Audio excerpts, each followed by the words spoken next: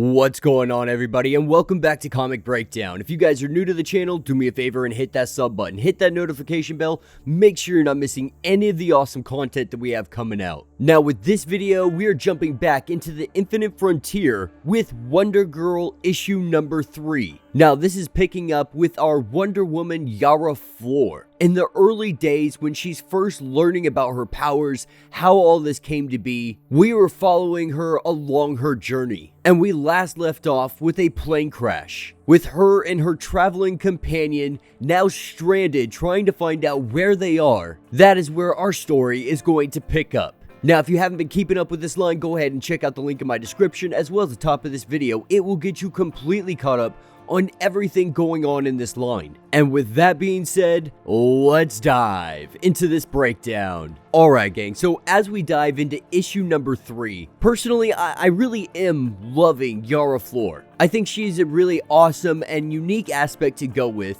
It's really throwing a little bit of diversity in there, while also showing the expansive nature of the Amazons. That it's not just Themyscira, that there's so much more out there. And that the lore of Wonder Woman has expanded so much over the last century. But we pick up with Yara floor and her traveling companion, both of them making their way away from the crashed plane and into the wooded forest. And we see a little bit of a passionate moment here. These two kiss, they embrace one another. It's a traumatic experience. And your emotions are high, things are going crazy, you're thinking you just about died. So in this moment, we see the two kiss. And while they are kissing, an arrow strikes a tree next to them. This arrow came from Eros, because he was tasked to do something. One of the gods from Mount Olympus has sent him down here to get Yara floor. Now, of course, she is completely unaware of all of this. She has no idea what is going on.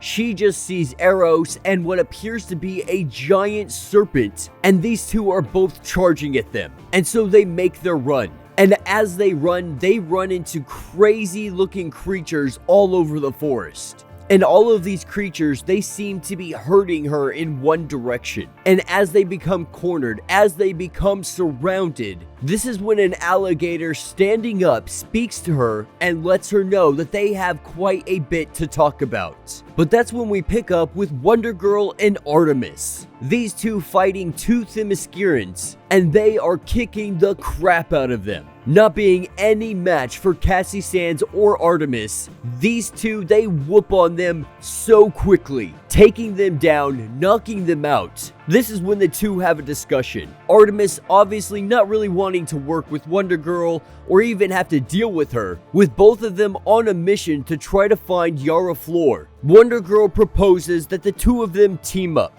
that having two heads together is better than one, and together they will be able to find Yara floor. Now this is where we pick up at the Amazon rainforest, with Yara floor now wielding her weapon, taking her bullets and swinging it around her head. She goes to throw it, but it fails. It bounces off the ground and everybody looks at her in utter confusion. And after seeing that this did not work, she realized she's not going to be able to use this weapon as it's intended to be used. She has no practice with it, she has no idea how to use it, and so with this, she tries to make an exit. She tries to just say, oh, alright, see you guys, like later, sorry about all this.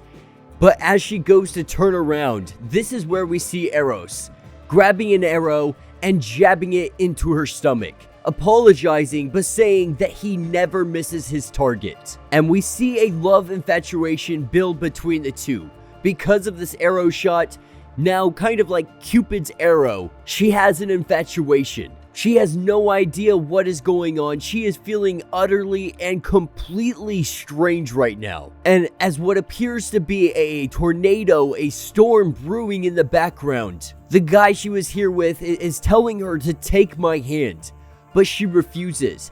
Everything that is surrounding her is telling her that she needs to stay here, telling her that she is the new protector of this land, and that it is now her sacred duty to protect all of this. With Eros reaching his hand out, telling her that it is time to come, she tells her friend that she will return for him, taking Eros's hand, they disappear. We see them disappear into the tornado, and with that, they vanish. But that's what's going to take us back to the falls, back where Yara Flor first got her Borlo.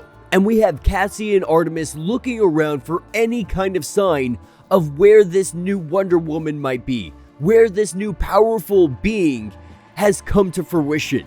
And as they look around, as they are searching all the surrounding areas, this is when they end up getting attacked. They get attacked by what looks like Themyscirans, but not exactly. They are looking more like the Amazon Themyscirans that live here in South America, that live in the Amazon rainforest, the lost tribe of Themyscira. And a scuffle breaks out between Artemis, Wonder Girl, and this new individual that has just shown up and attacked Wonder Girl. And so we're gonna have to find out in the next issue exactly what is going on with these guys. But that's what's going to pick us up at Mount Olympus, with Eros and her now being transported here, her clothing being changed in something to more goddess-like. And Eros lets her know that he is simply here to be her guide, to teach her and have her understand everything that she is seeing. But before she gets exposed to all of the delights